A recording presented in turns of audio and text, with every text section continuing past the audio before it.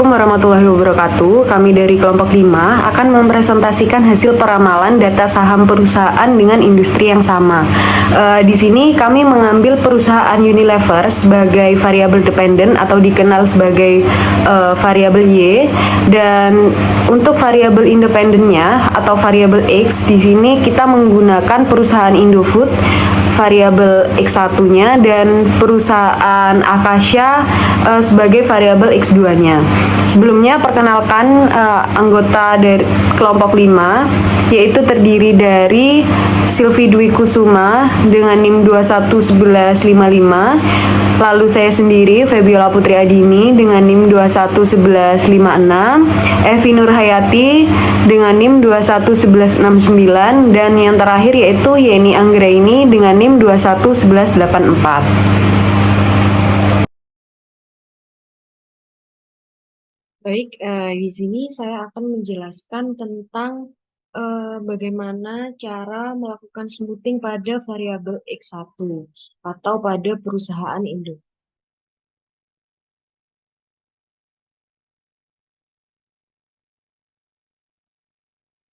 Yang pertama, langkah pertama, kita harus mencari eh, data saham terlebih dahulu.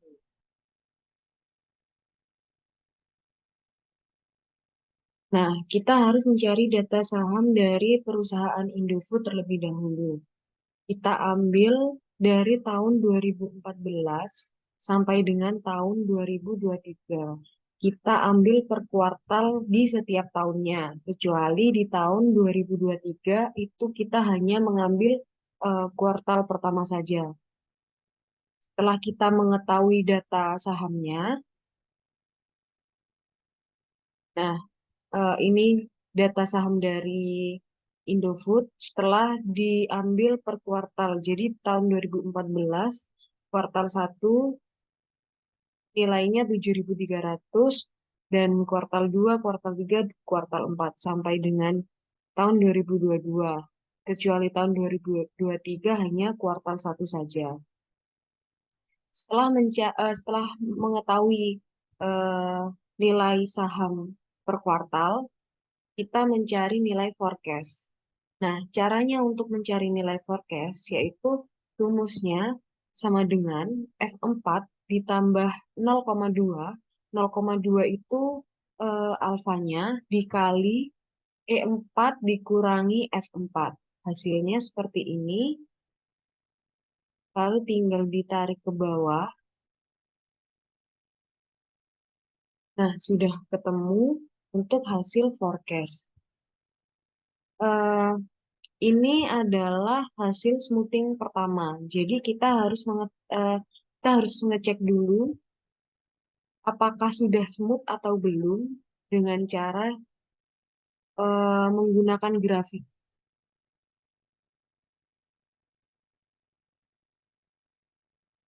Nah, bisa dilihat di sini masih belum smooth karena masih ada grafik yang menurun tajam. Caranya kita harus melakukan proses smoothing lagi. Jadi kita harus melakukan proses smoothing dengan cara klik data, lalu data analisis.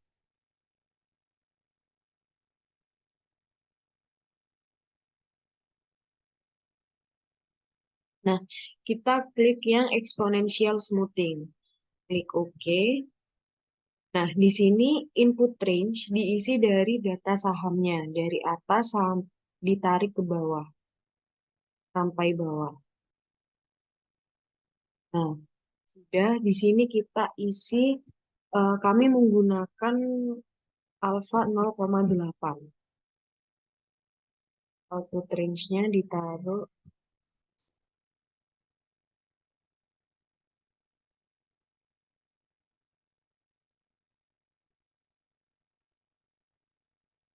Nah, diklik OK. Dan ini hasil dari proses smoothing yang kedua. Jadi kita cek lagi apakah data tersebut sudah smooth atau belum, caranya masih sama dengan menggunakan grafik. Nah, ternyata masih belum smooth. Jadi kita harus melakukan ulang cara yang sama. Forecast 2,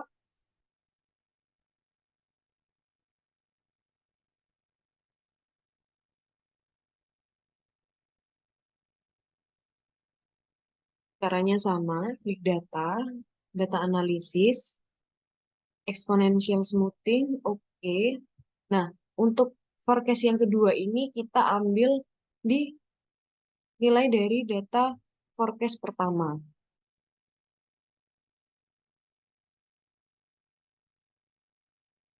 Alfanya masih sama, 0,8. Oke. Nah, ini sudah ada forecast 2. Kita cek kembali apakah sudah smooth atau belum.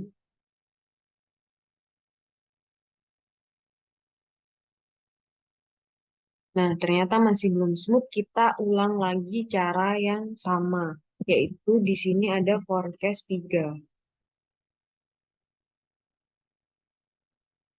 Untuk forecast 3, kita ambil data di forecast 2.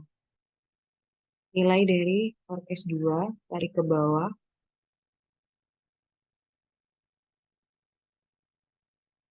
Alfanya masih sama, 0,8. Nah, kita cek lagi dengan menggunakan grafik. Jangan lupa di log dulu.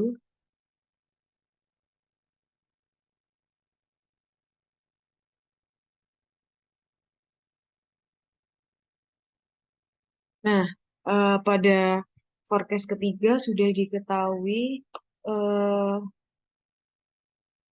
hasil dari proses smoothing ternyata sudah smooth grafiknya. Nah, jadi proses tadi memerlukan 3 kali proses smoothing untuk mendapatkan mendapatkan hasil grafik yang smooth seperti ini. Jadi itu saja, sekian dari saya untuk eh, proses smoothing pada variabel X2 dan variabel Y akan dijelaskan oleh rekan saya. Baik, terima kasih.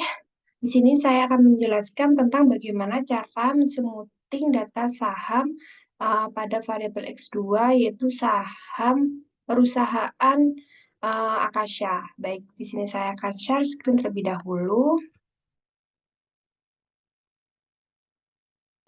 Ini data saham dari PT Akasha.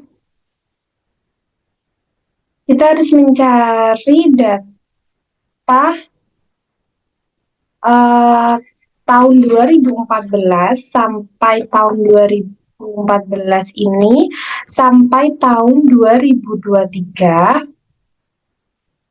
Di sini diambil kuartal setiap tahunnya, kecuali pada tahun 2023 ini kita hanya mengambil kuartal pertama saja. Setelah kita mengetahui data saham kuartal setiap tahunnya, di sini kita lanjut menggunakan, biar lebih gampangnya, kita menggunakan tabel seperti ini. Yang pertama di tahun 2014 ada kuartal pertama, dilihat dengan data saham 2070. Di tahun 2014 pada kuartal kedua ada 1565, di kuartal ketiga ada 1550, di kuartal keempat ada 1375. Setelah mengetahui data saham tersebut, sampai seterusnya di tahun 2023, seperti ini, kita lanjut mencari forecast-nya. Bagaimana sih cara mencari forecast pada data saham PT Akasha ini? Sebelumnya ini saya hapus lebih dahulu.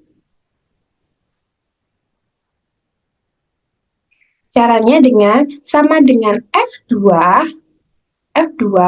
ditambah 0,2. 0,2 ini dari mana? 0,2 ini dari alfa dikali dalam kurung E2 dikurangi F2 sama dengan Ini hasilnya tinggal ditarik saja sampai ke bawah. Tarik seperti ini sampai ke bawah.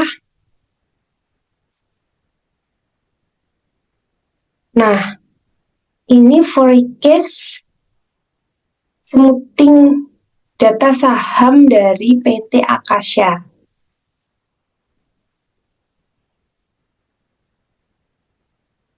Ini masih smoothing pertama, jadi kita harus mengecek terlebih dahulu sudah smooth apa belum. Bagaimana caranya? Dengan cara menggunakan grafik. Ini di blok, insert, terus pilih ini. Nah, bisa dilihat di sini masih belum smooth karena ada grafik yang menurun.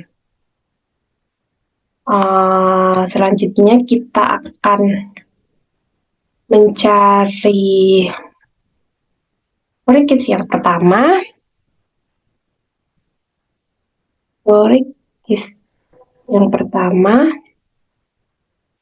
Bagaimana caranya? Menggunakan klik data ini, pilih data analisis, pilih exponential smoothing, lalu oke. Input range-nya ini kita ambil dari data saham kuartal pertama 2014 sampai 2023 kuartal pertama. Baik, dumping vektornya dari kelompok kami menggunakan 0,8. Setelah itu, output range-nya kita taruh di sini, lalu oke. Nah, hasilnya seperti ini.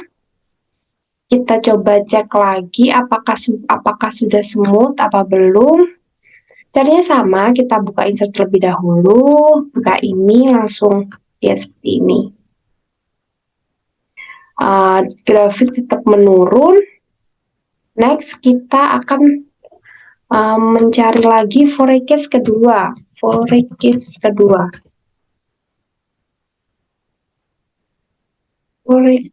kedua.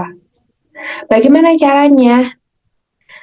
Tetap data analisis, exponential smoothing, lalu oke. Input range-nya, tadi kan kita ngambil dari data saham, sekarang kita ngambil dari data forecast pertama. Ini sampai sini, dumping vektornya tetap, output range-nya, kita ngambil yang forecast kedua. Ini, oke. Nah, kita lihat lagi apakah data di forecast kedua apakah sudah smooth. Jadi tetap insert langsung ini. Nah, grafiknya tetap menurun. Jadi kita cari lagi data, kita smooth lagi forecast ketiga.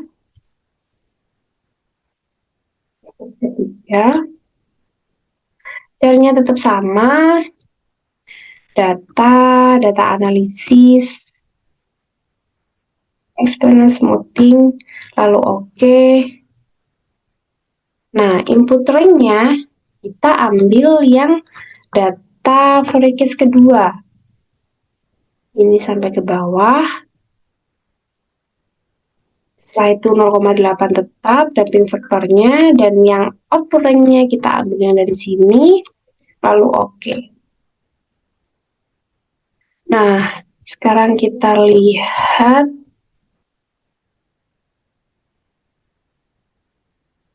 apakah udah smooth apa belum.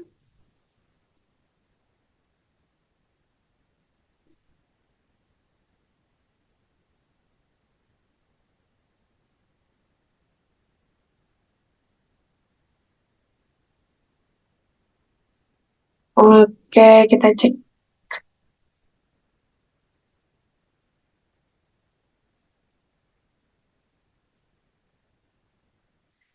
Nah, ternyata sudah tidak menurun lagi grafiknya. Jadi, proses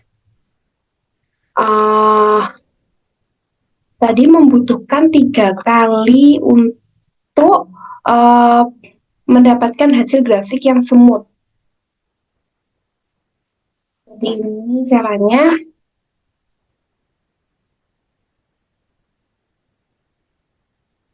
Cara untuk mencari smoothing agar data saham dapat tidak menurun lagi grafiknya. Baik, sekian dari saya, dilanjutkan oleh rekan saya. Terima kasih. Di sini saya akan menjelaskan tentang exponential smoothing dari perusahaan Unilever. Dalam tugas ini, perusahaan Unilever berperan sebagai variabel dependen atau variabel Y. Seperti yang tertera pada layar, pada tabel tersebut adalah data saham dari Unilever. Data saham ini diambil 10 tahun terakhir, yaitu dari tahun 2014 hingga 2023. Dan data yang tertera pada layar berbentuk kuartal, yaitu satu tahunnya ada 4 kuartal.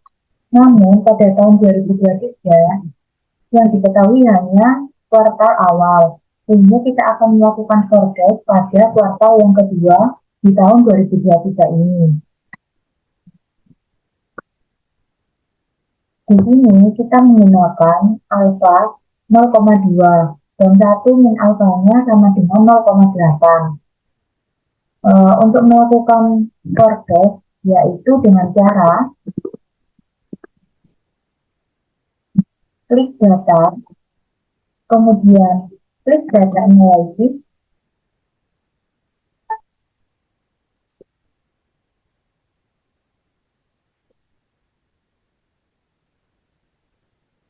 setelah data analysis kita klik, kita pilih yang exponential smoothing, kemudian klik OK. Di input range-nya kita isi data sahamnya, kita tarik aja ke bawah, kemudian damping faktornya kita isi 0,8 sesuai dengan 1 min alfanya. Kemudian output range-nya kita isi pada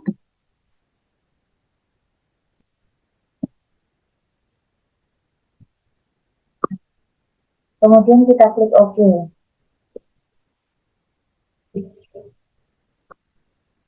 Di sini sudah ketemu nilai forecast-nya. Lalu kita lihat apakah data tersebut sudah smooth atau belum. Dengan cara melihat grafiknya.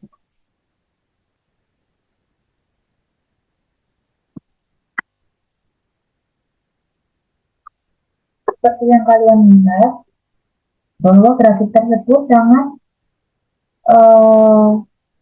sangat tajam naik turunnya ya. Jadi kemungkinan ini belum smooth, maka kita akan melakukan forecast lagi atau smoothing lagi untuk yang kedua.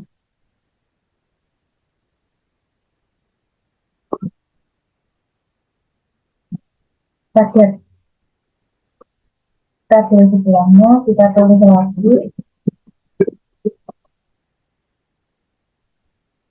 sama dengan cara yang di awal, yaitu klik data, kemudian klik data analysis, exponential smoothing, kemudian klik OK.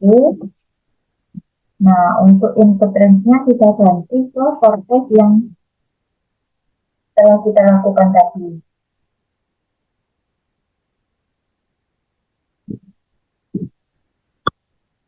Damping faktornya masih sama 0,8. Untuk output range-nya kita rubah. Ini kita tarik ke bawah. Kemudian klik OK.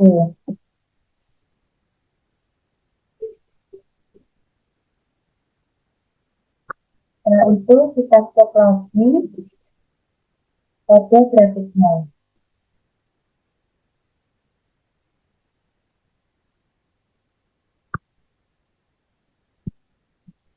Setelah itu, karena ini masih juga menurun sangat tajam, jadi kita akan melakukan kortek lagi di sini.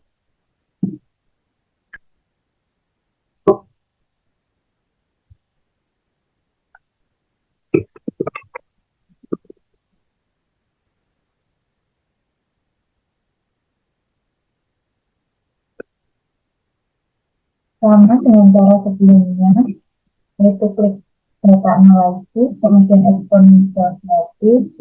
Untuk input range-nya kita ganti menggunakan data yang barusan kita kortek.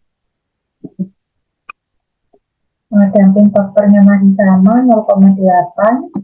Kemudian untuk output range-nya kita ganti.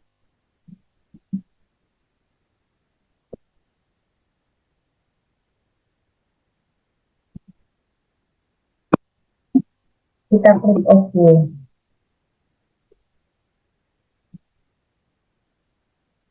Kita akan melihat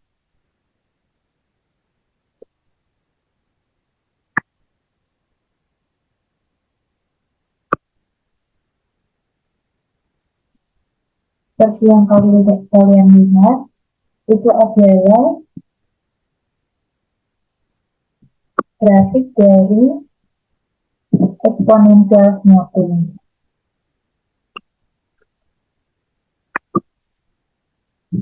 Selanjutnya kita akan melakukan kortek lagi, warna ini masih terlalu curam.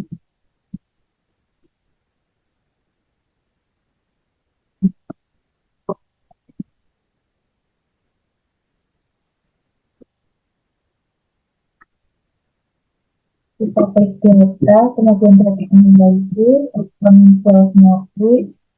Kemudian untuk input range-nya kita ganti ke data proses yang barusan kita kerjakan. Kemudian ada damping faktornya 0,8. Untuk output range-nya kita ganti pada yang baru.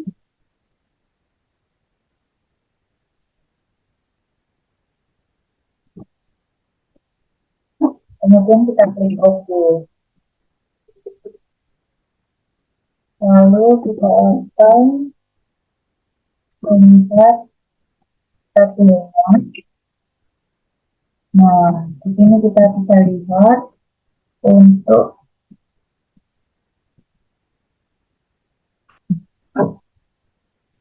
grafiknya sendiri, yaitu tertera pada layar dashboard ya. Jadi mungkin untuk exponential smoothing dari Unilever bisa dilakukan dengan cara yang sudah dijelaskan dan datanya juga tertera pada layar. Terima kasih. Selanjutnya akan dijelaskan oleh teman saya.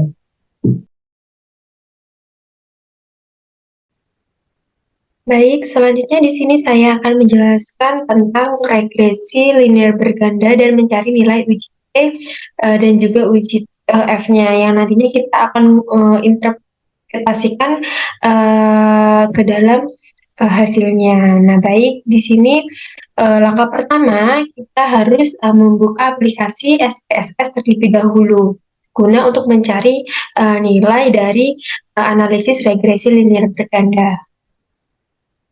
Nah, oke, di sini saya sudah membuka aplikasi SPSS-nya. Nah, jadi di sini kita klik variable view.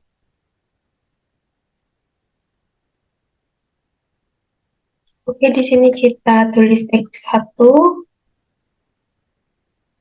lalu X2, dan juga Y.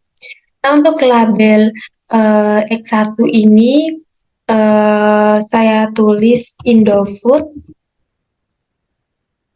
karena di sini kami menggunakan variabel X1 ini yaitu perusahaan Indofood. Untuk X2-nya di sini saya menulis perusahaan Acacia.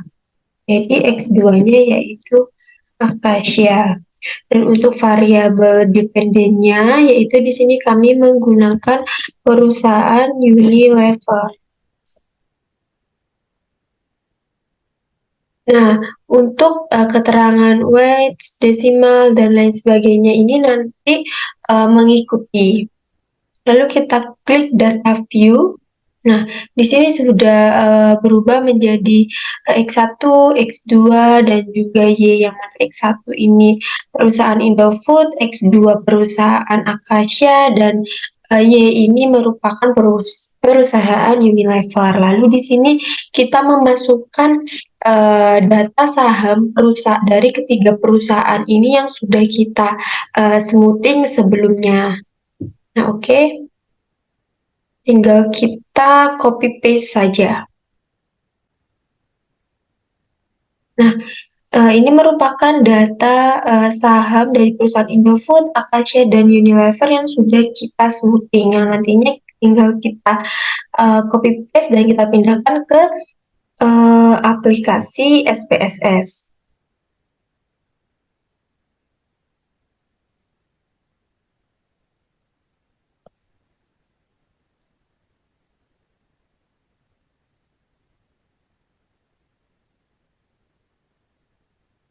Nah, oke, kalau sudah terpindah semua datanya, langsung kita analyze. Lalu kita pilih regresi, kita klik linear. Nah, di sini untuk kolom dependennya, kita masukkan variabel dependennya yaitu Unilever. Untuk kolom independennya kita masukkan variabel Indofood dan juga variabel Acacia. Nah, setelah sudah kita masukkan semua, tinggal kita klik OK saja.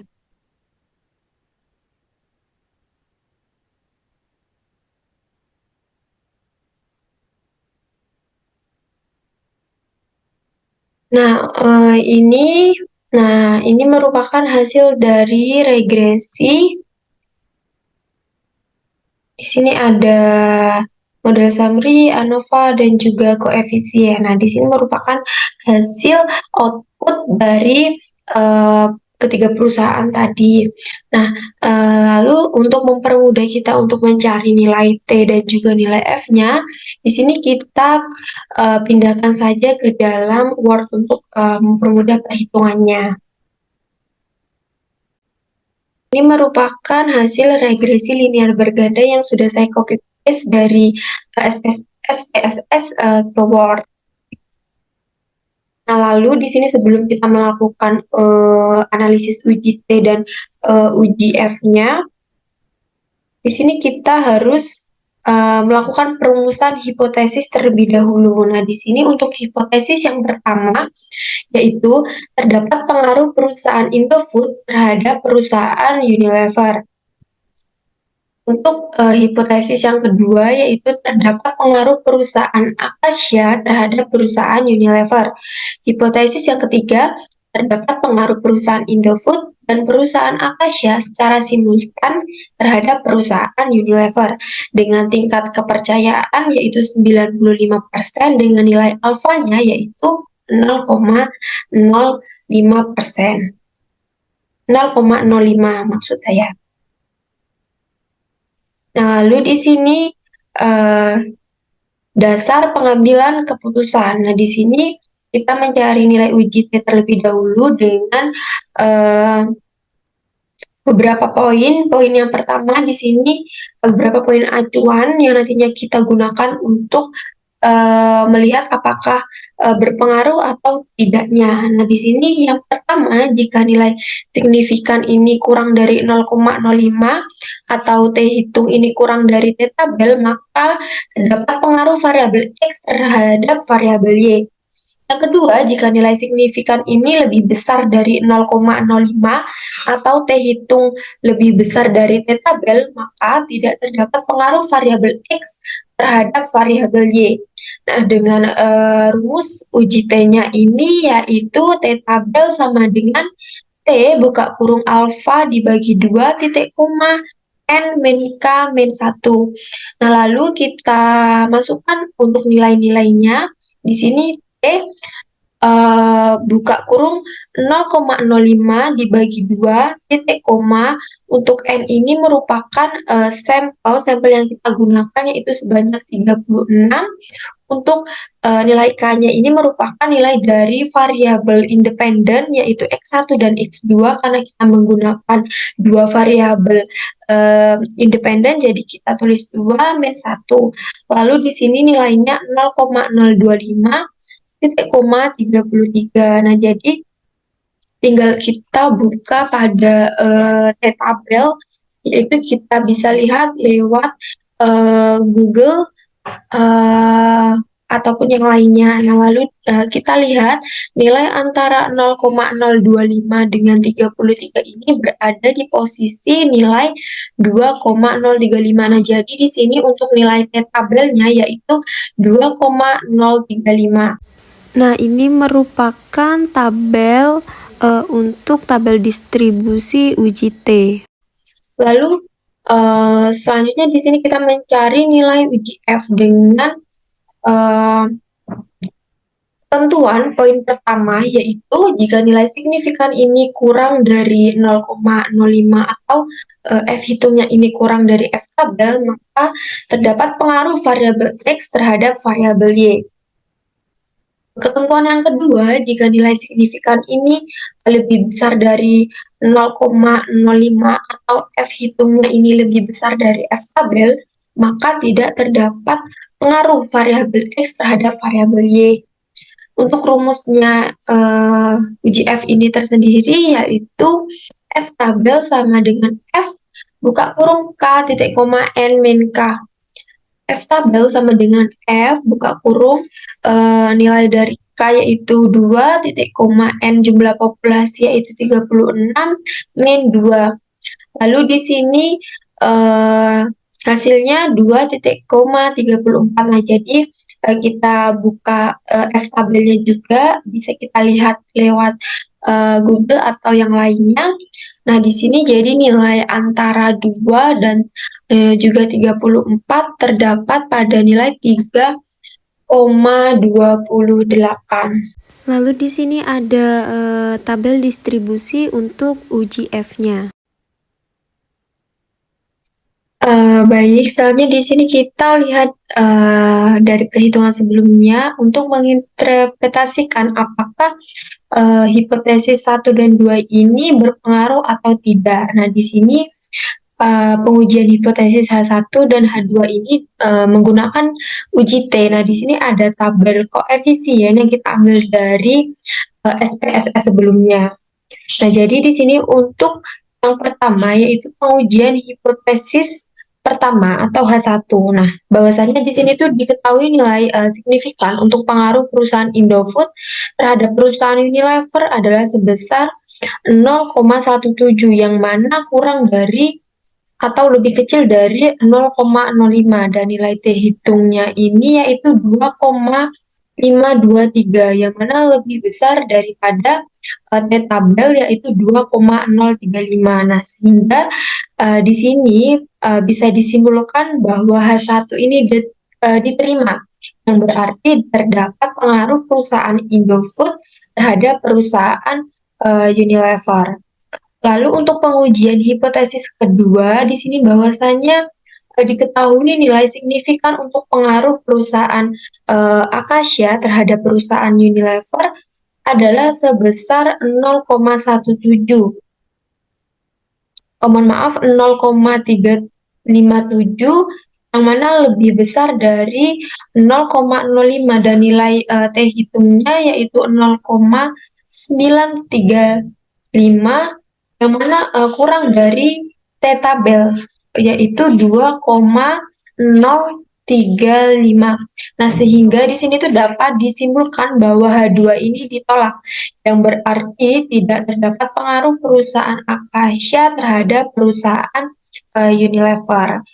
Lalu selanjutnya di sini kita melakukan pengujian hipotesis H3 dengan menggunakan uji F dengan menggunakan tabel ANOVA dengan melihat nilai F dan juga nilai signifikan. Nah, lalu di sini berdasarkan output di atas bahwasanya diketahui nilai signifikansi untuk pengaruh perusahaan Indofood dan juga perusahaan Acacia ini secara simultan terhadap perusahaan Unilever adalah sebesar 0,002 kurang dari 0,05 dan nilai F hitungnya ini 7,898 yang mana lebih besar dari F tabelnya yaitu 3,28. Nah, sehingga di sini dapat disimpulkan bahwasanya H3 ini diterima, yang berarti terdapat pengaruh perusahaan Indofood dan juga perusahaan Acacia secara simultan terhadap perusahaan Unilever. Oke, sekian presentasi dari kelompok 5, kurang lebihnya mohon maaf. Assalamualaikum warahmatullahi wabarakatuh.